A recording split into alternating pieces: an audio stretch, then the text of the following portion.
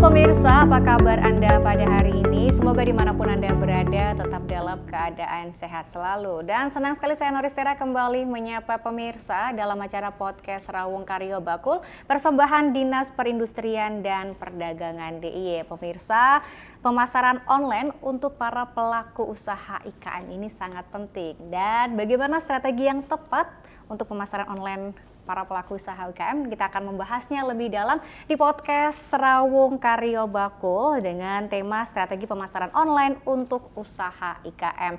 Tentunya sudah hadir 3 narasumber kita yang luar biasa hebat-hebat pada hari ini dan akan saya perkenalkan kepada Anda yang di sebelah saya, Kepala Dinas Perindustrian dan Perdagangan DIY, Ibu Syam Arjayanti. Bu Syam, apa kabar? Ya, sehat Mbak Ais, ketemu lagi kita. Luar biasa, sehat terus pokoknya Ibu. Sehat ya. terus. Matur nuwun, Bu Syam sudah meluangkan waktunya untuk hadir pada hari ini. Sama-sama. Kemudian yang kedua, Andriana Wulandari atau disapa Mbak Andari, beliau nih selaku Ketua Komisi B DPRD DIY. Mbak Dari, apa kabar? Baik, Mbak.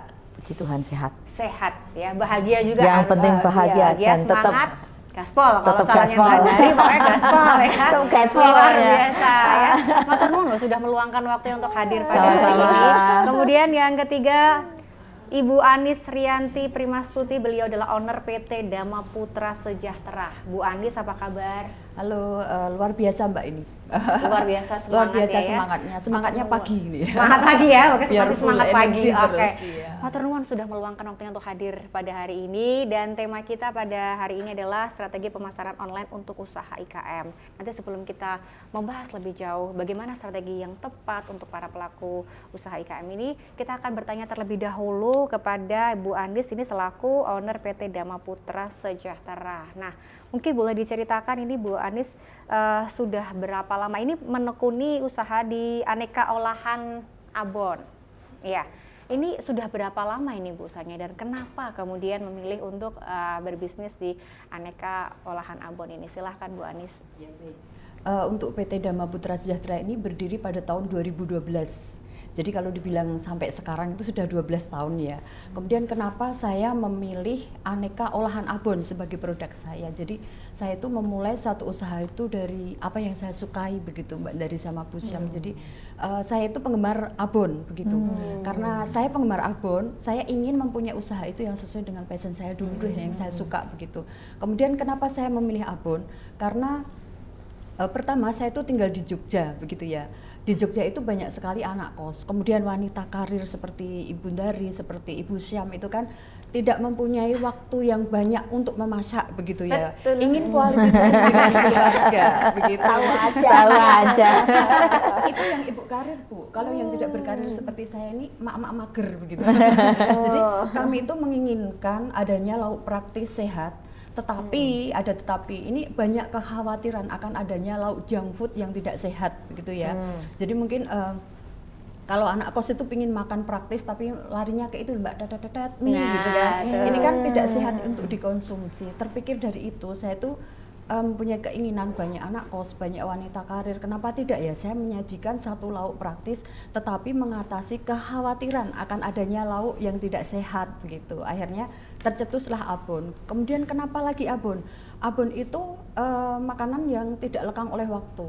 Dari saya kecil dulu sampai saya tua segini itu masih banyak orang yang kalau tidak pingin ribet itu masak pakai abon gitu, makan pakai abon begitu kan Mbak. Beda dengan makanan-makanan yang tren nih, yang istilahnya apa ya, saat ini digemari mungkin 6 bulan yang akan datang sudah hilang seperti ini. Saya melihat itu abon ini mempunyai long life yang bagus untuk usaha begitu. Kemudian konsep saya ini memang memanfaatkan kekayaan alam di sekitar rumah untuk dijadikan lauk. Mungkin Mbak Dari sama Bu Syam tahu untuk diferensiasi dari produk saya itu abon vegetarian begitu ya, yang terbuat dari 100% nabati, non hewani, tetapi mempunyai karakter rasa dan serat yang mirip dengan daging. Nah, bahan ini saya peroleh dari mana? Hanya dari lingkungan sekitar rumah saya. Indonesia itu penghasil pisang nomor 4 di dunia. Tetapi orang berfokus hanya mengolah buah pisang begitu kan. Jantung pisang tuh bertebaran di mana-mana, dipakai untuk apa? Untuk pakan hewan. Kemudian buah kluwih tua ini hanya dibuang. Kemudian ada pepaya muda ini tidak dimanfaatkan. Nah, buah-buah tersebut kami olah menjadi olahan lauk praktis sehat yaitu abon vegetarian dipadu dengan kacang koro. Kacang koro ini kan nilai gizinya tinggi, sangat mudah tumbuh di Indonesia begitu. Nah ini kami padukan menjadi masakan yang lezat dan lauk praktis yaitu abon vegetarian. Begitu awalnya Mbak untuk mulai usaha ini. Kayak memang kalau abon ini praktis sekali ya, kita nggak perlu goreng-goreng lauk, tinggal langsung nasi kasih abon, praktis ya, menghemat waktu, ringkes gitu ya. Nah kalau untuk sejauh ini pemasarannya di PT Dhamma Putra Sejahtera ini bagaimana? Apakah sudah menggunakan online? Ya, baik. Saya cerita dulu awal usaha ini saya melakukan pemasaran secara offline begitu ya, karena di tahun 2012 itu mungkin orang lebih suka untuk belanja ke toko. Tetapi mungkin semua tahu ya, untuk pandemi corona ini sesuatu yang sebenarnya membuat saya juga untuk terpacu untuk belajar. Saya yang dulu melakukan pemasaran offline, akhirnya saya mulai belajar untuk memasarkan online itu ketika pandemi corona ada, di mana orang mulai dibatasi untuk belanja, harus antri di supermarket. Akhirnya kami menempuh jalan untuk memulai usaha online di tahun 2020.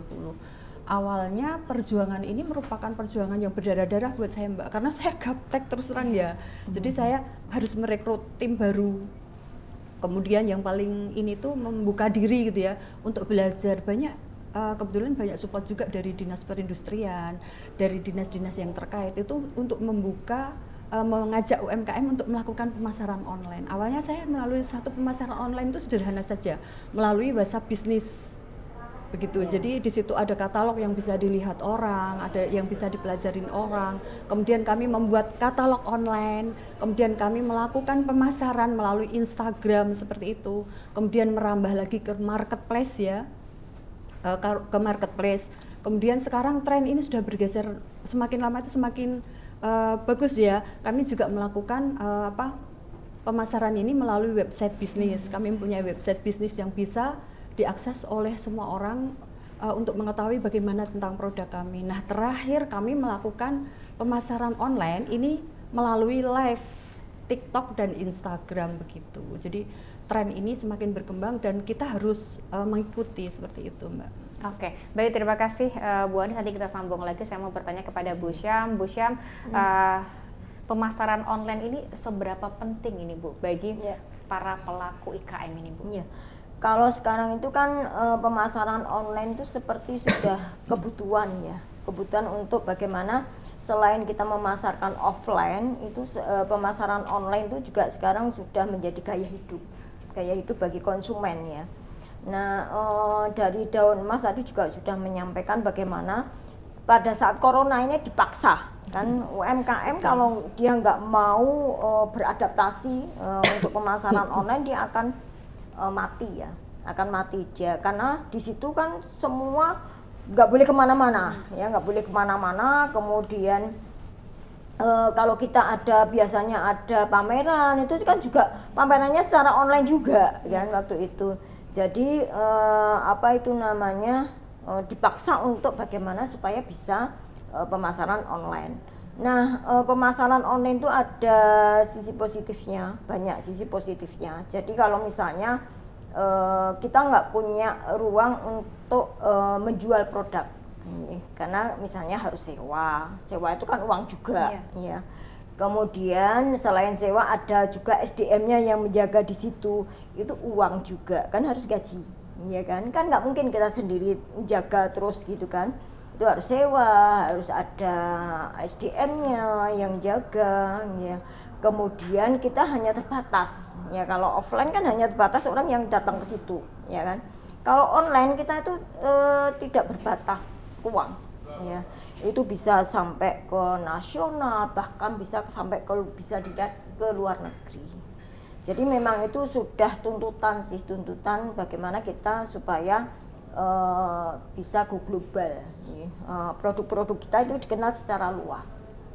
Oke, baik, terima kasih Bu Syam. Saya mau bertanya kepada Mbak Dari, era sekarang kan era digital, era online, semuanya bisa dilakukan secara online ya. Kalau Mbak Dari melihat ini bagaimana, apakah semua pelaku UMKM ini harus segera bertransformasi ke digital supaya produk mereka dikenal luas atau bagaimana? Silahkan. Ya, terima kasih Mbak. Jadi kita lihat dulu bahwa roda perekonomian DIY ini memang hampir 90% itu digerakkan oleh para pelaku UMKM ini melalui sektor pariwisata yang luar biasa di DIY ini, sehingga ini menjadi sebuah pokok perhatian kalau menurut saya bagi pemerintah daerah dalam hal ini, dalam rangka mendampingi dan mengawal dan juga menjembatani para pelaku-pelaku UMKM yang ada di daerah Istimewa Yogyakarta. Ini yang awal dulu. Nah, dari kesemuanya itu tidak mungkin mereka hanya bisa jualan dengan offline, kan gitu. Kalau pemerintah daerah mau memfasilitasi untuk membangunkan, contoh saja pelaku UMKM yang ada di DIY ini kalau terdata di Dinas Koperasi ya, itu hampir 300-an ribu kan gitu. Nah, pastinya kalau Pemda ini ingin membuatkan toko, ibaratnya toko offline, nggak mungkin cukup kan, nggak muat. Nah, inilah yang harus menjadi PR pemerintah daerah, bagaimana mulai ada program-program melalui Dinas Perindak ini, ke Busam ini, untuk bagaimana mempunyai kreativitas inovasi agar para pelaku UMKM ini diberikan pelatihan-pelatihan untuk pemasaran digital berdasarkan online. Karena apa? Ketika sekali lagi ketika harus menyiapkan lahan pun kemarin juga sedikit banyak ada permasalahan juga kan, para pelaku yang mau direlokasi aja masih ada yang suka dan tidak suka, ada keramaian lah. Pasti sebuah keputusan atau pilihan itu tidak mungkin semua memuaskan semua pihak. Tapi memang sesuatu harus dilakukan oleh Pemda ini. Nah, DPRD pastinya kita melihat ini bagaimana kita mendorong kepada dinas atau pemerintah daerah agar memperhatikan para pelaku UMKM atau di daerah Istimewa Yogyakarta ini yang jumlahnya ribuan, ratusan ribu bahkan. Tidak hanya bisa kalau kita bicara masalah dinas koperasi yang dengan program Sikbakulnya itu tidak hanya cukup di Sikbakul, nggak mungkin kalau semuanya harus selesai dengan Sikbakul, walaupun dengan ongkos kirim gratis dan segala nggak mungkin. Tapi bagaimana pelaku UMKM ini, entah itu nanti melalui dinas perdagangan ataupun kerjasama, karena semuanya tidak mungkin diselesaikan oleh Busam sendiri, tidak mungkin diselesaikan oleh dinas koperasi dan UMKM, ini harus sinergi. Semua dinas yang pastinya juga bisa bersinergi dengan Kominfo kan, dinas informasi dan segala macam. Nah, ini pastinya harus dibuat peluang ini cukup luar biasa sebenarnya. UMKM datanya cukup realita yang ada di lapangan bahwa 90% roda perekonomian ini diangkat oleh para pelaku UMKM, sehingga pemerintah hadir di tengah-tengah itu bagaimana menjembatani mereka sehingga apa yang mereka usahakan, apa yang mereka lakukan ini terjembatani dengan tadi yang disampaikan oleh Bu Anies bahwa bahwa ini sangat membantu. Ketika tadi Nyon Sewu awal mulanya gaptek ya kan, tidak paham ya, apalagi sekarang era digitalisasi, kita para pelaku UMKM akan ketinggalan zaman hanya mengandalkan offline, Mbak. Sehingga ini menjadi dorongan dan PR bagi pemerintah daerah, Pemda dalam hal ini harus negara hadir di tengah-tengah mereka dalam rangka bagaimana memfasilitasi pemasaran online ini kepada para pelaku UMKM, sehingga nantinya ke depan minimal kalau yang sudah sepuh-sepuh ya anaknya yang disuruh pelatihan atau regenerasi. Iya, karena Nyon Sewu Mbok Arpi wae sepuh ya istilahnya sumber daya manusianya sudah tidak nyambung untuk apapun, tidak akan bisa. Pastinya saya pernah juga pelatihan digitalisasi, ada program juga dari Indak ini kan, pernah ada salah satu kelompok yang saya membuka pelatihan itu karena kerajinannya adalah usahanya adalah wayang, kan ya sepuh-sepuh sekali. Nah, tidak mungkin mereka harus memasarkan produknya dengan berlatih online. Nah, mereka akhirnya saya sampaikan bahwa besok yang dihadirkan, kan itu hari pertama, besok yang dihadirkan putra-putranya nggak apa-apa. Kan bilang karena ataupun mendampingi di situ nggak apa-apa. Suka tidak suka jangan sampai program yang benar-benar luar biasa ini tersampaikan kepada kelompok-kelompok ataupun UMKM, tapi secara secara penerima itu tidak siap. Harus cerdas ini, harus melihat siapa sih yang mendapatkan program pelatihan online ini, Mbak. Menurut saya itu jadi pemasaran online ini harus memang semakin lama harus semakin ditambahkan untuk bagaimana Bu Sam ini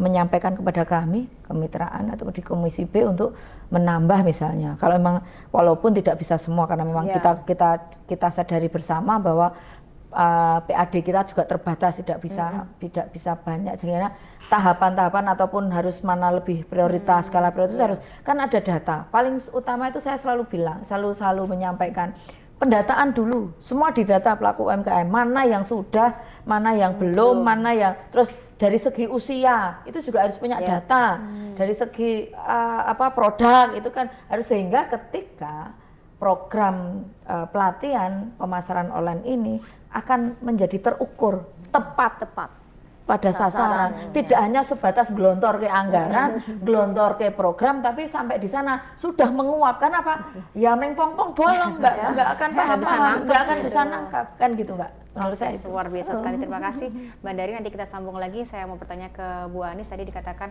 sebelumnya itu kan offline, kemudian ketika pandemi beralih ke online. Nah, untuk saat ini kalau melihat ini lebih efektif mana antara online dengan offline ini?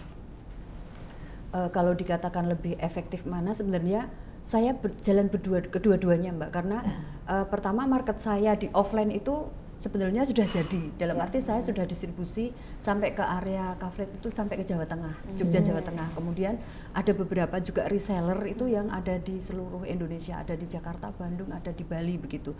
Tetapi seandainya saya tidak berjalan secara online, itu saya yakin pasar saya itu hanya berhenti sampai di situ gitu loh. Ketika sekarang itu saya sudah mencapai porsi 40% offline, 60% offline, 40% online, ini sudah merupakan pencapaian saya yang luar biasa. Seandainya tidak ada yang 40% ketika orang kembali lagi belanja ke secara offline, itu pastikan saya tidak bisa bertumbuh sampai sekarang seperti sekarang ini begitu. Ya benar. Jadi ini memang saya merasa sangat bersyukur karena dengan adanya online ini saya dipaksa untuk bisa mencari pasar lain di luar dari pasar saya yang sudah ada begitu. Karena ketika orang kembali belanja offline, online ini masih menjadi favorit loh sampai dengan saat ini.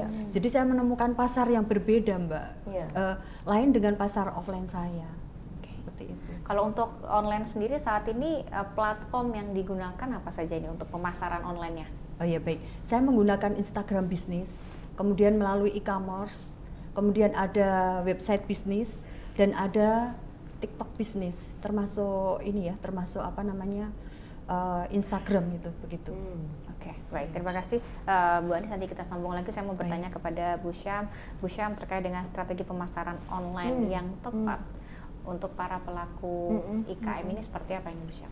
Jadi kalau menyambung ya apa yang disampaikan Bunda Ari tadi ya, itu memang benar ya. IKM kita, UMKM kita itu kan sekarang kadang-kadang hangabi. Hangabi itu ya dia membuat, kemudian dia juga yang bungkus, ngamasi, dia juga yang mempromosikan. Jadi semuanya itu UMKM. Jadi dia itu hangabi dari A sampai Z, ya kan. Nah ini belum belum ada manajemen yang belum berjalan nih. Istilahnya pernah kami juga Bunda Dari juga mungkin juga mengikuti kita ada pelatihan pemasaran online. Kalau itu UMKM-nya itu udah usianya itu sudah sepuh-sepuh, itu tuh materi yang akan disampaikan akan lama sekali, nggak selesai Mbak, tanya terus gitu kan. Nah pernah ada yang anak muda, sebelahnya itu ya sudah sepuh gitu kan, ya sudah ya seperti usia saya lah gitu kan. Nah anak muda ini mengeluh gitu kan, Bu, ini materinya terlalu lambat dan saya itu terganggu sebelah saya gitu kan. Nanya terus gitu kan. Nah artinya kita bisa kok kerjasama dengan sekarang itu kan terbuka ya, sudah kaum Gen Z, kaum milenial ya, itu kan juga sekarang itu sudah menguasai terkait tentang pemasaran online ya. Sudah saatnya itu harus ada kolaborasi sinergi. Kolaborasi di sinergi dan kalau tadi disampaikan dari Abon ya, itu menyampaikan bahwa pemasarannya itu sudah memakai berbagai ragam jalur nih, ada Instagram, ada TikTok, ada sekarang macam-macam ya, e-commerce ya, itu macam-macam ya di situ. Nah, sekarang ini kan kita bisa juga beriklan di situ kan, pakai iklan ya, kemudian pakai tenaga profesional.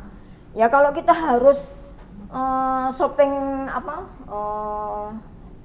online ya, itu terus menerus, nah kapan kita akan buatnya, ya kan? Nah ini kan harus ada kerjasama, jadi harus ada yang saya itu harus dihitung betul ya, untuk pemasaran itu sebenarnya kita butuh biaya berapa, ya kan? Itu termasuk itu biaya yang dibebankan dari harga produk itu, ya. Yang kadang-kadang UMKM kita itu nggak sampai menghitung sampai di sana. Ya. Jadi harusnya kan itu dihitung juga ya, untuk promosi ya, itu salah satu komponen untuk promosi. Kemudian kita juga harus siap dari kalau kita sudah mau memasarkan online, kita harus siap dari sisi produk. Ya, produknya itu harus bersertifikatnya, itu juga harus sudah komplit, menjaga kualitas. Kemudian kadang-kadang itu dia sudah berani online, tetapi feedbacknya itu nggak bagus gitu. Misalnya saya pesen atau saya tanya ya, ada media yang untuk menanyakan produk tersebut ya, itu dari UMKM-nya itu nggak cepat jawab gitu. Nah otomatis kan saya ini bener apa enggak toh gitu kan, akhirnya kan saya wah ini kok meragukan, saya bisa beralih kan. Nah itu kan harusnya profesional kan ini.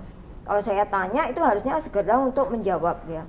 Kemudian kalau saya beli mestinya kan itu harus segera diproses, ya kan? Itu enggak, kadang-kadang sok lama gitu kan, enggak ada kepastian ya. Nah itu yang harusnya UMKM itu juga tidak hanya dia terus saya berani online, tetapi bagaimana dia juga harus memanage. Kemudian dia harus juga menganalisis dari sisi strategi pemasarannya ya. Di situ kan kalau ada salah satu platform ya, itu dia sudah sampai menganalisis Mbak, berapa orang yang melihat, kemudian berapa lama dia melihat video kita ya. Kemudian dari rating kita ya, dilihatnya itu per harinya itu apakah naik atau turun. Itu sudah ada platform yang seperti itu, menganalisis seperti itu. Kemudian ada juga yang kalau kita beli itu ada feedback. Ya, feedback misalnya terima kasih sudah membeli produk saya gitu kan. Tolong membuat menilai produk yang Anda beli ya.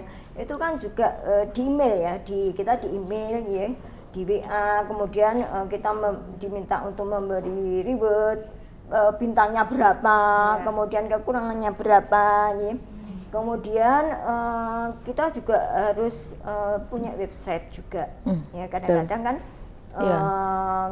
kita nggak punya website ya, padahal website itu penting juga gitu kan. Di samping itu kita juga menjual produk, mestinya itu juga membahas beraneka topik yang itu kaitannya dengan produknya ya, supaya kenapa sih misalnya kok ada abonabati misalnya, mestinya kan itu diceritakan nih, jantung pisang gizinya piye toh gitu kan, mestinya kan itu juga cerita nih. Kemudian seberapa penting, atau mungkin yang kaitan tentang pisang itu sendiri, yang pokoknya yang ada kaitannya dengan produk UMKM itu. Dan juga PR-nya bagaimana kita itu bisa, kalau orang nyari itu bisa teratas gitu ya. Iya kan, produk kan banyak sekali ya. Nah, itu bisa kalau misalnya saya nyari abon gitu kan misalnya. Nanti daun emas bisa langsung muncul nomor 1 teratas gitu kan. Itu kan ada strateginya juga, ya kan. Ada teratas itu kan, ada strateginya. Kemudian jangan lupa juga terkait tentang perlindungan.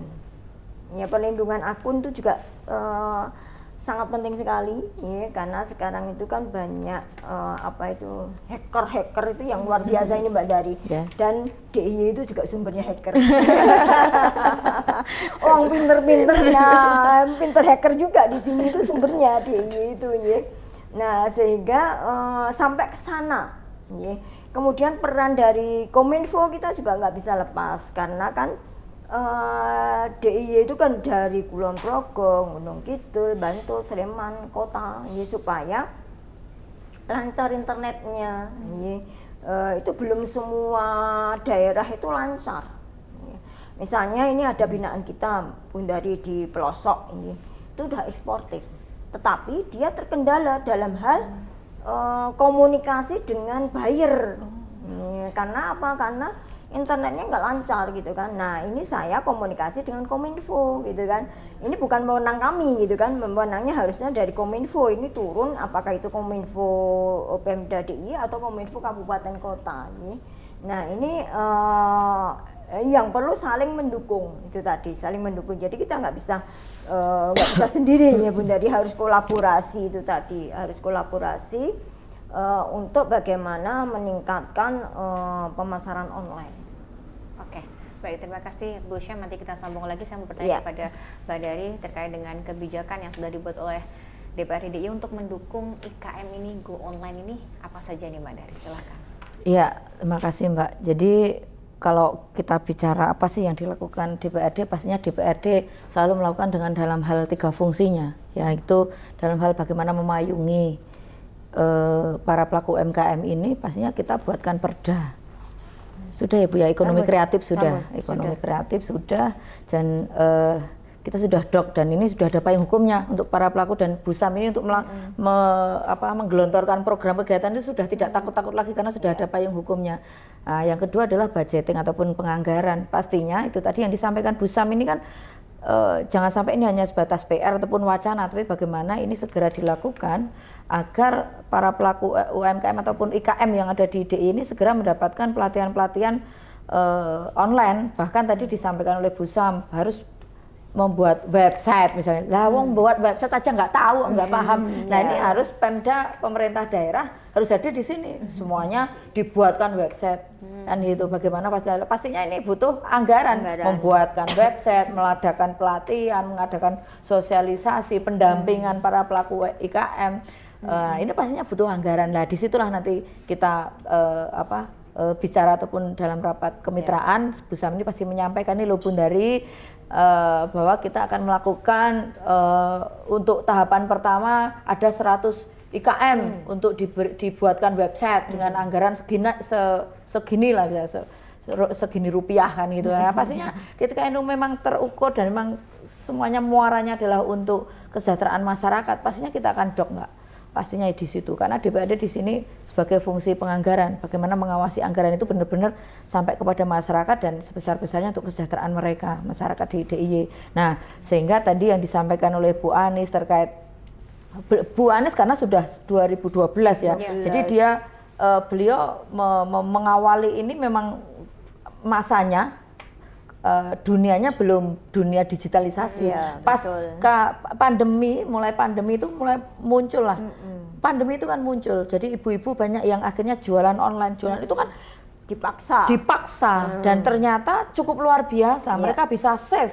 Perempuan kemarin pada masa pandemi Covid kemarin bisa save dalam segi bagaimana mencari tambahan ekonomi keluarganya melalui online. Nah, inilah yang harus hari ini melek terhadap IT semua para pelaku UMKM dan IKM di DIY ini. Jangan sampai ya mungkin mereka baru usaha ketika pandemi. Oh apa ya, wah suami saya sudah di PHK, terus saya harus usaha apa? Itu kan mulai itu banyak sekali yang para perempuan khususnya ya, ataupun para laki-laki yang suami ataupun kepala keluarga yang akhirnya harus berubah membelok usaha karena dia sudah harus dihentikan dari pekerjaan atau di PK dari pekerjaan, dia harus dia melakukan usaha UMKM di rumahnya, melakukan apapun, jualan apa dan segala macam melalui ini kan, ini akhirnya ditangkap. Pandemi kemarin cukup luar biasa munculnya para pelaku UMKM ini di DIY ini. Nah, dalam perjalanan hari ini pastinya yang baru muncul itu kan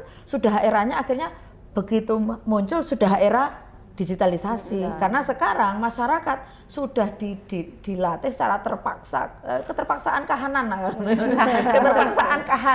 untuk bagaimana mereka mau bersentuhan dulu kan nggak berani. Iya. Jadi mau beli apa-apa pakai online. Lah, Iya. wong beli tetangga offline aja hanya telepon terus dicantelkan Iya, di depan pintu betul. kan gitu. Nah, ini yang harus disadari bersama bahwa memang betul kita akan dorong kepada Pemda DIY bagaimana sinergi antara dinas ini benar-benar terwujud, tidak hanya sebuah wacana, tapi walaupun sudah apresiasi bagi Dinas Koperasi dan UMKM, Dinas Perindak, Kominfo, tapi belum maksimal. Hari ini mulai sudah sangat dibutuhkan yang namanya bagaimana pelatihan online ataupun salah satunya adalah bagaimana membuatkan website dulu. Okay. Karena mereka kan harus nggak tahu apa itu Instagram, misalnya apa itu Facebook, apa itu TikTok, apa itu kan yang istilahnya para pelaku UKM yang dulu-dulu kan nggak paham seperti ini, membuka mau daftar dan seperti apa. Pasti anak-anaknya ataupun cucunya yang bisa dilakukan. Nah, makanya yang paling penting utamanya adalah pendataan, didata dulu. Mana sih usia yang mana sih ini harus mulai tidak hanya kita doang, tapi harus dimulai. Banyak ibu dari harus dimulai bertahap. Tahapan ini harus selalu dilakukan. Setiap 3 bulan sekali ataupun 1 bulan sekali harus dilakukan pendataan ini. Yang kemarin semua kan pemerintah daerah itu punya kepanjangan tangan sampai RT, sampai lurah. Nah kan melalui kita hanya ada berapa? 439 kelurahan misalnya. Per kelurahan diminta untuk dipanggil oleh dinas misalnya. Kan hanya berapa kali tahapan ataupun Kapanewon lah yang lebih sedikit 86 Kapanewon kan gitu. Nah, ada 2 tahapan atau dalam satu forum mintai tolong kepada panewu di daerah Istimewa Yogyakarta ini untuk membantu mendata para pelaku UKM di DIY. Kalau tidak tahu, lawang yang mereka pahami kadang yang tradisional, karena saya tinggal di desa, di dusun, nah wong desa saya itu. Jadi kalau ada warung-warung usaha di rumah itu mereka mikirnya ngapain ada online, nggak paham. Mereka intinya jualan untuk makan hari itu. Besok makan apa, hari ini saya harus bisa jualan. Nah, untuk makan besok kan gitu kan. Nah, ini kan yang harus yang harus diperhatikan juga. Jadi kadang para pelaku UKM itu nggak paham bahwa ini sebenarnya ada program kegiatan pendampingan dari pemerintah daerah untuk mereka. Bahkan mereka selalu hanya apa-apa dhewe, apa-apa dilakukan dengan barang jasanya sendiri, modal alatnya sendiri, diusaha sendiri, padahal untuk ngurus perizinan, untuk bagaimana mengembangkan, mendorong mereka, walaupun kan mereka kadang kalau tidak tertutupnya komunikasi akhirnya tidak paham. Intinya hanya tadi yang disampaikan Mbak Anies WhatsApp aja kalau sudah wong sudah sepuh sudah, tapi kemungkinan anak-anak mereka ataupun tadi saya sepakat dengan Bu Sam bahwa tidak harus dilakukan sendiri. Iya, betul. Bahwa mereka bisa minta tolong ataupun kepada pihak-pihak ketiga ataupun pihak-pihak siapapun untuk membantu mereka memasarkan produknya. Kalau istilahnya dalam taraf baru, usaha baru kan istilahnya pasti butuh modal. Kalau yang namanya minta tolong pihak ketiga itu kan mesti mahal kan gitu. Nah, inilah pemerintah yang harus hadir dan harus didata betul, sehingga Bu Sam ini nanti akan memberikan program kegiatan kepada masyarakat untuk pelaku IKM ini yang ada di ini, pelatihan ataupun membuatkan ada sosialisasi, tapi nanti diikutkan dari dinas nanti ini sosialisasi ya bahwa ini pemasaran online, tapi yang belum punya website silahkan itu di pojok, nanti bisa dibantu Mbak A, Mbak Mas A, Mas B, Mas C, kan bisa di situ bisa dilakukan. Nah, ini yang harus didorong sehingga nantinya ke depan untuk menghadapi pasar global yang semakin lama semakin digitalisasi yang semakin luas, ya ini jangan sampai para pelaku UMKM di DIY ini menjadi ketinggalan karena dari segi pemasaran mereka tidak sampai ataupun tidak paham, sehingga pasar yang ada di luar negeri, di nasional ini menjadi tertutup karena ketidakmampuan bagaimana mereka memasarkan produknya secara online. Baik, terima kasih Mbak Dari. Nanti kita sambung lagi. Nah, saya mau bertanya ke Bu Syam, sejauh ini Bu, sudah adakah mungkin sosialisasi, pendamping ataupun pelatihan pemasaran online bagi para IKM dan seperti apa itu Bu pelatihannya? Sudah sering kita lakukan, Mbak. Sudah sering kita lakukan untuk pemasaran online, ya. Kemudian ya itu tadi ada beberapa evaluasi yang tadi saya ceritakan, ya. Saya ceritakan karena kalau selama ini kayaknya ya kita undang itu kan yang UMKM-nya, pelakunya yaitu yang rata-rata kalau itu sudah sepuh itu akan kesulitan dalam hal dia mengaplikasikan hasil pelatihan. Jadi kadang-kadang ada juga UMKM itu hanya mengejar banyaknya pelatihan karena ada uang saku. Iya. Jadi wah lu lagi gitu kan. Ketemunya ini lagi gitu kan. Nah, kapan kadang-kadang saya berpikir kapan dia itu berproduksi ya kalau dia itu ikut pelatihan A, ikut pelatihan B, ikut pelatihan C. Jadi artinya dia itu memang kebutuhan pelatihan itu hanya bukan kebutuhan, tetapi ada faktor X-nya itu tadi. Nah, pemasaran online kendalanya itu Mbak, ada yang gaptek yang kalau kita harus paksakan pun itu kan perlu pendampingan yang memang lebih ya. Tetapi ada juga yang kita selalu mendorong itu yang sekarang juga banyak pengusaha muda. Nah, kalau yang pesertanya kita pengusaha muda itu akan cepat sekali dalam hal menerima apa yang disampaikan oleh narasumber, ya, akan disampaikan narasumber akan cepat sekali untuk menerima. Bahkan sekarang itu kan itu anak-anak muda itu sekarang itu menjadi suatu profesi bagaimana itu menjadi dia tahu kelemahan IKM, ya, tahu kelemahan UMKM dalam hal pemasaran. Dia nggak harus memproduksi, tapi dia yang memasarkan. Ya, nanti kerjasama, ya, itu ada yang seperti itu ya. Kemudian ada yang dia menjual jasa, ya, menjual jasa untuk live untuk menjualkan secara live itu ada juga sekarang yang menjual jasa itu. Jadi memang nggak harus UMKM-nya sendiri ya yang ini ya. Kemudian di kita sudah ada juga fasilitasi iklan. Ya, mengiklankan ya, itanya biasanya kan UMKM itu yang gratis. Jadi langganannya itu yang gratis, kayak misalnya websitenya itu yang website gratis. Padahal kan kalau yang mau profesional itu kan ya websitenya yang berbayar mestinya ya, website berbayar. Kemudian IG-nya itu juga mestinya IG yang bisnis juga gitu kan. Nah ini yang kalau ingin naik kelas itu yang UMKM-nya disitulah pemerintah hadir kan. Oh kalau untuk membuat website yang berbayar itu berapa sih?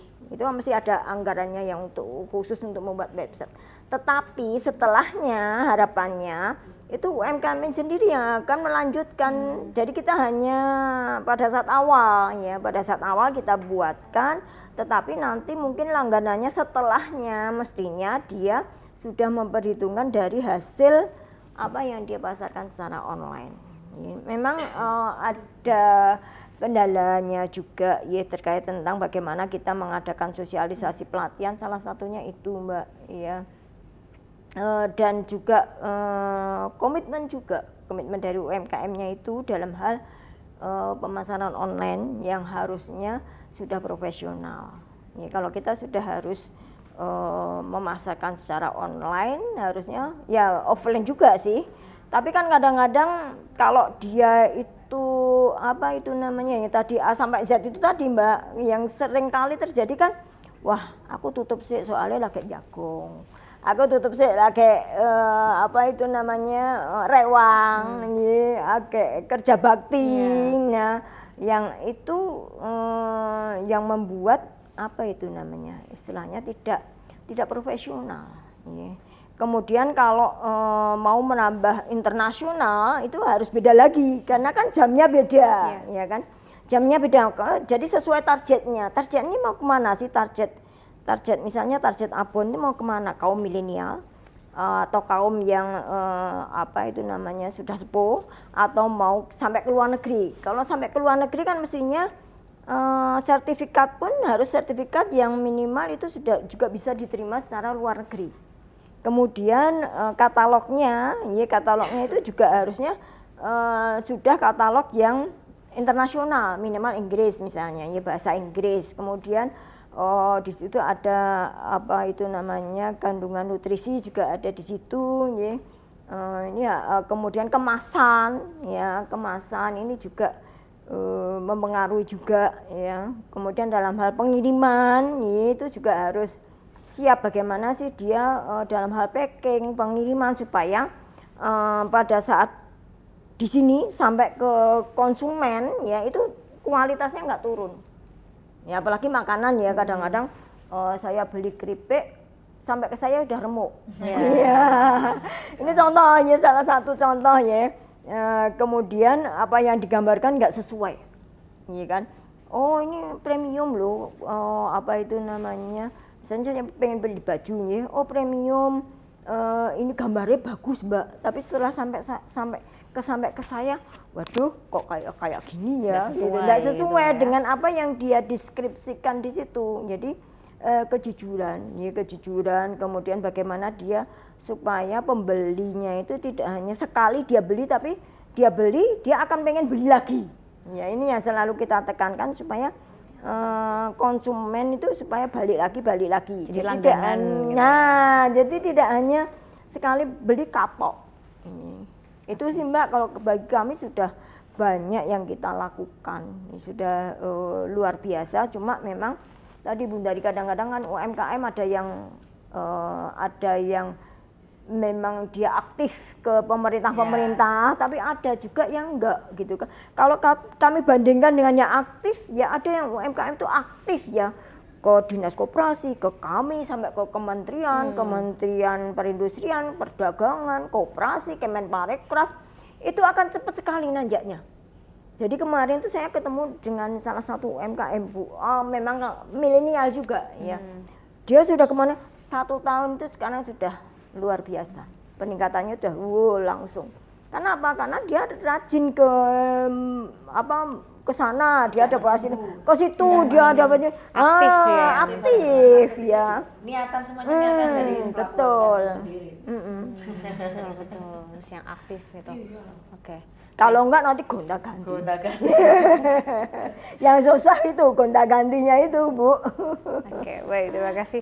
Bu Syam, saya mau bertanya ke Bu Anis. Bu Anis, untuk kendalanya sendiri yang dirasakan terkait dengan pemasaran online oleh para pelaku UMKM ini, kendalanya apa saja ini? Baik.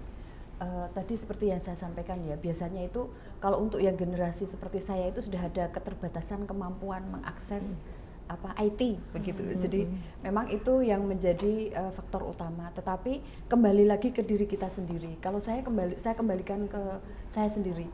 Saya itu mempunyai niat gitu ya, mempunyai niat untuk jadi keinginan saya, harapan saya itu bisa menjadi UMKM yang go global. Bahkan sampai dengan saat ini pun saya masuk ke ECP ya Bu. Export Coaching Program itu dari situ saya belajar tata cara untuk menjadi seorang UMKM go global itu seperti apa. Tidak mudah memang kalau untuk ukuran usia saya Ibu. Tetapi kembali lagi itu loh, niat itu ada dalam diri kita. Siapa yang bisa memotivasi ya diri kita sendiri. Selama kita itu ada keinginan yang kuat untuk mencapai itu, saya insya Allah kalau saya sih ada jalan begitu. Kalau memang saya sudah mentok tidak bisa, itu biasanya kalau saya hire orang gitu Mbak. Jadi untuk Instagram bisnis itu awalnya saya belum bisa Bu, saya belum tahu bagaimana cara. Saya hire orang. Kemudian untuk seperti yang disampaikan Bu Sam, sebenarnya dinas itu sudah memfasilitasi untuk pembuatan website. Awalnya itu website saya itu landing page begitu. Kemudian untuk domain dibayari oleh dinas. Nah, seiring dengan berjalannya waktu saya rubah lagi saya upgrade menjadi website bisnis. Kemudian domain itu setiap tahun saya juga membayar, saya teruskan gitu sampai sekarang. Nah ini jadi kendala itu ada, tetapi tergantung dari niat kita. Betul. Pertama itu memang itu karena kebatasan kemampuan seperti itu. Kemudian yang kedua itu biasanya teman-teman itu tidak konsisten kalau menurut saya ya, karena kalau kita itu sudah mau mempunyai keinginan untuk maju ya itu artinya harus konsisten. Mungkin banyak orang yang melompat-lompat ya, mereka itu merasa oh usaha ini tidak bagus, belum jadi bagus sudah ganti. Kalau saya lebih baik satu usaha dulu, kemudian di situ tuh settle gitu ya. Nanti baru kita mengembangkan ke produk yang lain, mungkin seperti itu. Jadi kendala di pemasaran online itu seperti itu, Mbak. Kita edukasi ke pelanggan ya belum sampai selesai nih secara online bahwa produk saya seperti itu sudah ganti lagi. Kalau saya lebih baik kita konsisten karena online itu kan arena untuk edukasi ya. Kalau saya harus menyampaikan satu orang ke orang menyebar brosur itu kan tidak efektif. Cukup saya pasang di website saya. Selalu konsisten untuk update feed Instagram. Di situ tuh kita udah cerita kok. Orang yang membuka, orang yang membaca itu akan tahu. Otomatis orang akan tahu oh ini produk kita apa. Kita edukasi begitu, dan itu gratis kalau menurut saya ya. Karena melalui website itu kita bayar berapa dalam 1 tahun Bunda Dari, tetapi efeknya yang kita rasakan daripada kita mempunyai seorang salesman offline yang selalu bercerita, yang kita sebar brosur, itu jauh lebih irit ketika kita menggunakan website dan menggunakan Instagram bisnis seperti itu. Berarti masih untung juga kan? Masih Bu, masih karena Instagram bisnis itu kan sebenarnya gratis. Kita hanya bicara tentang kota atau Bu, pakai data orang. Kalau saya bikin sebenarnya nge-game hanya dari betul hanya atau untuk hanya untuk WA. Lihat TikTok gitu ya. Kita lihat Instagram tanpa kita manfaatkan untuk usaha kita, kalau menurut saya itu rugi loh. Mereka nggak tahu kalau itu rugi. Tetapi ketika suruh bayar bilang waduh ini berbayar. Padahal itu berbayar itu kecil kalau dibandingkan dengan feedbacknya untuk kita, apa yang kita peroleh gitu ya. Tidak sadar ketika beli kuota itu hanya sebagai untuk hiburan aja, untuk komunikasi saja. Rumpi. Iya. Ini curhat juga. Kalau saya penting Bu, karena saya mempromosikan diri saya sendiri. Jadi saya manfaatkan ini. Dari personal branding, Mbak. Iya kan gitu. Jadi saya TikTok, terus FB, terus Instagram itu kan personal branding saya. Jadi ya kalau ada kegiatan dengan masyarakat saya upload, saya deskripsi. Itu kan salah satu bagaimana memanfaatkan kotak kecil ini dengan digitalisasi yang kita sudah fasilitasi semua. Sekarang saya yakin semua orang, semua keluarga pasti punya Android. Iya. Minimal satu rumah itu mesti punya, bahkan lebih itu pastilah. Cuman kadang tadi disampaikan Bu Anies nyambung ya. Jadi hanya sebatas untuk gaya-gayaan, tapi ketika ini kalau memang mau masuk, kalau para pelaku UMKM dan usaha, wah luar biasa, cukup luar biasa untuk bagaimana membantu memasarkan produk ataupun memperkenalkan produk. Tak kenal maka tak sayang itu kan selalu menjadi peribahasa, mengenalkan produk seperti apa. Dan kita dorong kepada Bu Sami ini untuk, kemarin sudah ada program namanya pelatihan digitalisasi marketing, bagaimana produk kalau di foto sendiri itu hanya nggak ada gaya-gayanya, tapi kita datangkan pelatih untuk bagaimana caranya biar apa jenenge namanya kelihatan yang karismatik dan istilahnya luar biasa, sehingga ini bisa saya dari beberapa titik, ada di Kulon Progo, ada di Gunung Kidul, ada di kota, bahkan ada yang di Sleman saya ketika membuka, dan ada yang kan 3 hari itu pelatihannya ya Bu Sam ya. 3 hari itu saya ada yang membuka. Kalau membuka itu kadang saya hanya memberikan motivasi bagaimana itu. Tapi ketika saya hari pertama nggak bisa, saya hari kedua dan ketiga biasanya mereka sudah testimoni, karena pelatihan ini langsung praktek. Testimoninya ternyata apa yang selama ini pelatihan digitalisasi ataupun pelatihan online ini mereka hanya jual di warung ataupun iya benar mereka jual pakai online, tapi buat hanya WhatsApp, Facebook, Instagram dan segala macam. Tapi ketika mereka dilatih untuk bagaimana lebih dengan marketplace, nah ini dengan foto yang bagus, dengan branding yang bagus, dengan kalimat yang bagus, itu ternyata mereka menyampaikan bahwa itu program yang sangat luar biasa, pemanfaatan bagaimana memasarkan produknya. Yang hari kedua itu bahkan ada yang sudah pesanan dari luar kota yang biasanya tidak pernah ada luar kota. Kalau Bu Anies ini kan sudah punya pasar offline ya di luar kota, tapi pastinya akan memperluas kan lingkup jangkauan pastinya itu. Nah di situ kan perlu ada, saya yakin Bu Anies juga mungkin secara pribadi punya niat dan mampu belajar untuk bagaimana mengikuti perkembangan zaman. Tapi beliau juga punya karyawan. Oh ya, saya punya karyawan 5 nih. Saya buatkan ikutkan pelatihan. Kan ini bisa ini yang satu orang untuk Indonesia bagian wilayah Asia, yang satunya Eropa, yang satunya. Nah, ini kan bisa. Nah, kan ya, ini kan menjadi sebuah PR ataupun tantangan kita ke depan bagi para pelaku IKM ini untuk bagaimana benar-benar mulai hari ini sadar betul, melek IT betul, bagaimana memanfaatkan kotak kecil ini. Kalau tidak bisa secara pribadi, bagaimana anaknya karena pasti kalau menurut saya 99% ya, walaupun ya 1% tetap ada, bahwa ketika seorang anak melihat ibunya atau orang tuanya usaha, pasti mereka ingin bantu untuk bagaimana memasarkan produk-produk orang tuanya ataupun usaha keluarganya, pasti di situ Mbak. Jadi kalau menurut saya ini patut selalu diprogramkan, dan ini akan saya dorong kepada Pusam untuk ini terus aja dilakukan di daerah Sema Yogyakarta ini. Dan kan pendataan yang kemarin baru ramai itu kan, kenapa ramai sekarang? Maaf ya, saya itu di dusun pernah ada yang namanya soto. Dulu soto pertama saya sejak itu sotonya keliling, dia offline gerobak. Tahu-tahu setelah gerobak karena sudah terkenal enak rasanya, orang itu mengenal rasanya. Seperti Bu Anies ini pasti awal mulanya pasti memperkenalkan rasa dulu. Ketika rasanya sudah enggak pasti akan berhenti. Tapi ketika ini dari gerobak didorong keliling dan akhirnya semua masyarakat itu senang dengan rasa soto itu dan terkenal namanya, misalnya Pak Bloon misalnya kan gitu kan, Pak Bloon kan gitu kan, soto Pak Bloon kan. Itu dulu soto Pak Bloon sebenarnya terjadi di Bantul, ini namanya soto Pak Bloon. Kalau gitu iklan ya, ikut iklan ini. Ini hanya contoh kecil Mbak. Terus akhirnya punya dia di depan rumahnya, dicari akhirnya datang ke rumahnya, tidak loh kok kenapa ya, akhirnya tanya-tanya, sekarang sudah buka, di rumahnya misalnya, dia juga buat, ternyata banyak sekali yang hadir di situ, walaupun di pelosok dicari ternyata. Nah ini juga istilahnya kita sampaikan, ini jadi salah satu contoh bahwa benar bahwa orang dulu offline. Nah, sekarang kalau online sudah merasakan semua dengan ini, makanya harus mempertahankan kualitas rasa. Ini juga harus dilakukan. Kita mau berikan pelatihan online, pelatihan digitalisasi marketing, pelatihan yang cukup luar biasa. Begitu orang memesan, tapi tadi yang disampaikan Bu Sam, kan ini istilahnya akhirnya membuat kapok, ini juga tidak akan berguna. Tidak akan bermanfaat pelatihan ini. Jadi ini juga harus bagaimana menyadarkan para pelaku UMKM ataupun IKM ini bagaimana mempertahankan kualitas rasa, kan gitu. Jangan sampai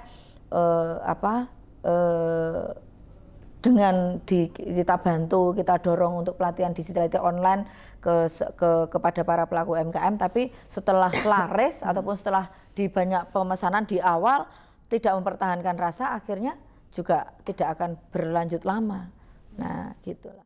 Oke, baik, terima kasih Mbak Dari. Nanti kita sambung lagi. Saya mau bertanya kepada Bu Syam terkait dengan mungkin fasilitas yang sudah diberikan untuk mendorong pemasaran online kepada para pelaku IKM ini, apa ini fasilitasnya? Tadi kami sampaikan ya, ada pelatihan, kemudian ada fasilitasi iklan juga, kita juga ada fasilitasi iklan. Memang yang kita pilih kalau di dinas kami kan memang UMKM yang sudah skalanya sudah siap, ya, skalanya sudah siap. Jadi bukan dari nol ya, bukan dari wirausaha baru. Ini yang kalau wirausaha baru kan lebih kepada di dinas koperasi UMKM ya.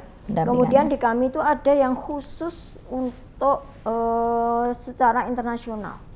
Jadi yang namanya ekspor coaching program, ya tadi disampaikan Mbak Anies ya, salah Mbak Anies juga ikut. Nah itu bagaimana kita dorong UMKM itu bisa memasarkan ya secara internasional. Jadi didampingi selama 8 bulan. Ya, didampingi selama 8 bulan bagaimana produknya itu bisa diterima secara internasional, bahkan sampai kepada mencari buyer itu seperti apa, gitu kan, mencari buyer mau kemana, ya. Memang harus didukung dengan personality ya, dia harus bisa secara bahasa, ya, secara bahasa itu juga menguasai minimal bahasa Inggris, ya. Karena kalau nggak menguasai bahasa akan susah, ya, akan susah untuk target pasar secara luar negeri. Kenapa kok kita juga menyasar ekspor? Karena kan memang salah satunya kita kan juga ingin mendorong produk-produk yang ada di daerah istimewa Yogyakarta itu bisa diekspor, ya, termasuk produk-produk makanan, walaupun mungkin belum skalanya kontainer, ya, skalanya retail, ya. Nah, kalau kita bicara kontainer kan itu memang skalanya yang sudah wide, ya, sudah besar, ya. Itu ada kelasnya sendiri, ya, tetapi ada juga kelas yang pemasarannya itu secara retail, ya, secara retail bagaimana kita dorong UMKM itu bisa, dia bagaimana sih caranya memasarkan online, mencari buyer, bahkan sampai mencari buyer itu seperti apa, ya, secara online. Jadi nggak harus datang ke nggak harus datang ke Singapura, nggak harus datang ke Thailand, nggak harus datang ke mana yang akan dituju yang sesuai dengan lidah, ya, kalau food, ya. Itu ada, Mbak, kita ada pendampingannya. Kita kerjasama dengan kementerian juga, ya. Jadi karena keterbatasan tadi sampaikan Bunda Ria, keterbatasan anggaran di daerah. Jadi mau nggak mau kan kita juga harus kolaboratif dengan berbagai peluang anggaran. Jadi kami juga mendekati ke Kementerian Perindustrian, mendekati Kementerian Perdagangan, kemudian Kemenparekraf, ya. Nah, ini supaya apa? Supaya ini juga memperkuat UMKM yang ada di daerah istimewa Yogyakarta. Sehingga ada beberapa paket-paket pelatihan tuh ke Jogja, ya. Jadi secara personal, karena kan kita kan juga bersaingnya kan dengan berbagai provinsi, ya, untuk meraih itu, ya. Kalau kita melakukan pendekatan by personal, ya, by personal itu akan bagus lagi. Jadi nanti ke Jogja biasanya dapat 1 paket, kita dapat 2 paket, ya. Biasanya kita dapat hanya 20 orang, itu bisa menjadi 40 orang atau 30 orang. Nah, ini yang yang kita upayakan, ya, untuk pemasaran online, ya. Oke, baik, luar biasa. Terima kasih, Bu Syah. Ya, sama-sama. Saya mau bertanya kepada Bu Anis terakhir. Bu Anis, apa sih, Bu, yang paling dibutuhkan oleh para pelaku IKM ini khususnya, ya, Bu, terkait dengan pemasaran online, baik dari segi dukungan atau fasilitas, apa yang paling dibutuhkan untuk mereka semakin berkembang, Bu? Baik. Pertama pasti kami butuh support, ya, Mbak, ya. Support dari dinas terkait atau dari pemerintah daerah. Kemudian yang kedua itu kalau saya bilang pembinaan ini jangan hanya sekali, jadi artinya berkelanjutan, begitu, Bu. Jadi ketika saya sudah mendapatkan ilmu ini, nanti yang kita harapkan tuh pendampingan sampai kami itu betul-betul survive dan bisa mandiri. Ini yang sangat kami harapkan. Oke, baik, terima kasih Bu Anis. Ini terakhir saya mau bertanya kepada Mbak Dari. Menurut Mbak Dari sendiri, ya, dari segi Dewan ini, Mbak, apa yang harus ditingkatkan oleh para pelaku IKM supaya mereka ini bisa bersaing, mengingat persaingan di pemasaran online ini kan sangat ketat, ya, artinya butuh inovasi, dan seperti apa? Silahkan. Ya, kalau menurut saya jadi tadi yang saya sampaikan, satu, menjaga betul kualitas produknya, kan gitu. Yang kedua juga bagaimana kemasan ini, kemasan yang harus di para pelaku UMKM ataupun brandingnya, ya, kemasan ini loh, produknya ini benar-benar harus baik, bagus, menarik. Ya, ini harus packagingnya, ya, namanya packagingnya itu harus menarik sehingga bisa, karena sangat banyak, jadi harus mereka harus juga menjelajah.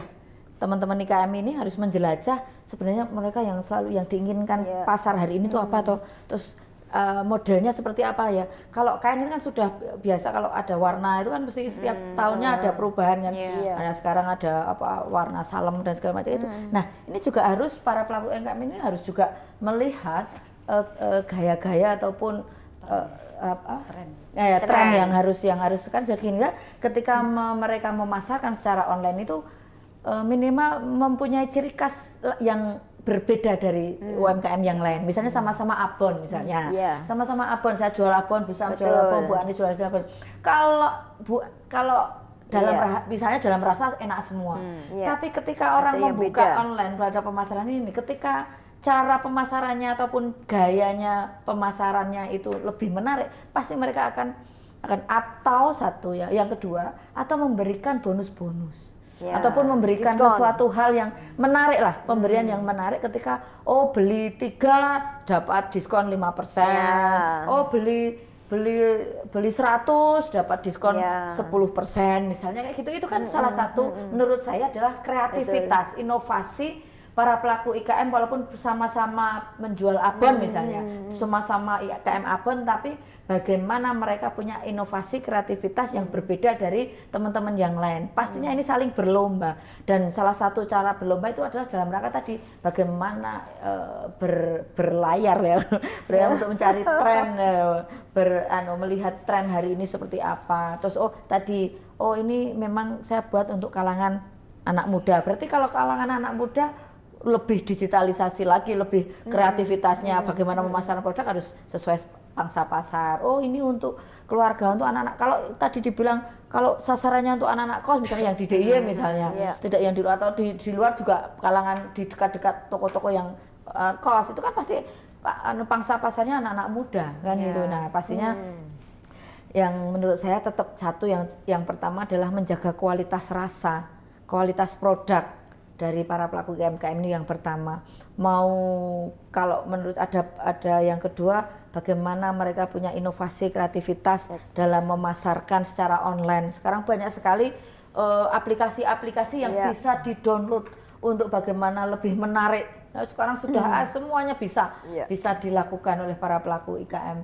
Dan selanjutnya tadi bahwa negara tetap harus hadir. Bagaimana juga memberikan sosialisasi kepada para pelaku IKM di DIY ini untuk tetap menjaga sinergitas antar dinas, sehingga ini kalau ada kolaborasi kinerja antar stakeholder ini pastinya akan terwujud para pelaku IKM di DIY ini menjadi lebih baik dalam hal urusannya dengan pemasaran online itu. Dan DPRD pasti akan dorong support dan nyedok anggaran ketika bisa benar-benar salah satunya tadi bagaimana menyiapkan pemasaran secara online dan menjadi go public, go internasional. Ini kita dorong terus karena pangsa pasar tidak mungkin hanya di lokal DIY saja, tapi harus merambah nasional, bahkan di luar internasional, dan pangsa pasarnya cukup luar biasa. Terima kasih, Mbak. Baik, terima kasih Mbak Dari. Terakhir dari Bu Syam tadi mungkin mau menjawab apa yang dikatakan oleh Bu Anis, dukungan yang dibutuhkan dari Dinas adalah terus pembinaan yang berkelanjutan. Silahkan.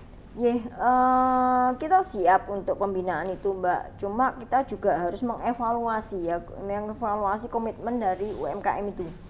Ya, karena kan binaan kita, kalau Bun Dari tadi menyampaikan kalau bicara UMKM kan sekitar 300-an lebih ribu ya, 300 ribu lebih. 300 lebih. Ya, tetapi ini kalau belum yang masuk itu yang masuk data di Sibako, ya kan? Belum yang masuk masih banyak. Iya, yang nggak terdata. Ya, tetapi kalau yang untuk binaan Disperindak itu memang lebih kepada yang betul-betul dia memproduksi. Khusus dia harus memproduksi. Jadi tidak istilahnya kalau tidak memproduksi itu bukan ranah kami ya, istilahnya kayak abon daun mas misalnya, itu kan dia memproduksi ya. Itu kalau di data di kami untuk yang memproduksi itu sekitar 190 ribuan. Ya. Artinya kita kan juga harus istilahnya tadi ya, kita lihat potretnya. Dan pendampingan kita akan terus kita dampingi. Pendekatannya kalau kita lebih ke sentra ya, ada 250 sentra ya, ada di daerah semua Yogyakarta. Itu yang selalu kita dampingi terus. Tetapi memang nggak bisa kita sampai istilahnya harus mandiri kalau UMKM-nya sendiri dia nggak punya komitmen gitu kan. Kita punya potret ya, misalnya setelah kita melakukan pelatihan kan kita evaluasi nih, Setelahnya yang mana yang menerapkan, mana yang lanjut ya. Kalau itu dia tidak menerapkan ya, oh ini berarti memang dia belum bisa kita ajak naik kelas. Ini kan berarti oh ini harus ada pendekatan yang lain ya. Nah ini misalnya yang Mbak Anis ya itu tadi kan dia secara lokal dia sudah bisa ya, sudah bisa untuk pemasaran lokal. Nah kita tingkatkan pemasarannya secara internasional karena dari secara lokal dia sudah bisa. Nah, tapi kalau dengan IKM yang lain, misalnya kita lihat kalau lokalnya dia belum siap, ini belum siap untuk lokal ya berarti pemasaran lokal dulu kita lakukan pembinaan dan pendampingan. Ya. Sehingga kenapa kok yang khusus ekspor coaching program itu ada pendampingan selama 8 bulan. Harapannya 8 bulan itu dia nanti bisa secara mandiri ya nantinya bisa sudah kita lepas gitu kan. Itu harapan kita. Baik, terima kasih Bu Syah. Iya, sama-sama Mbak kita. Ais. Terima kasih juga Sama-sama, Mbak Dari. Mbak. Terima kasih Bu Ani sudah hadir untuk meluangkan waktunya berbincang pada hari ini. Terima kasih sekali. Terima kasih juga untuk pemirsa yang telah menyaksikan podcast Rawung Karya Bakul persembahan Dinas Perindustrian dan Perdagangan DIY. Saya Noristera, Bu Syah, Mbak Dari dan juga Bu Anis yang hadir pada hari ini mohon pamit undur diri. Terima kasih dan sampai jumpa.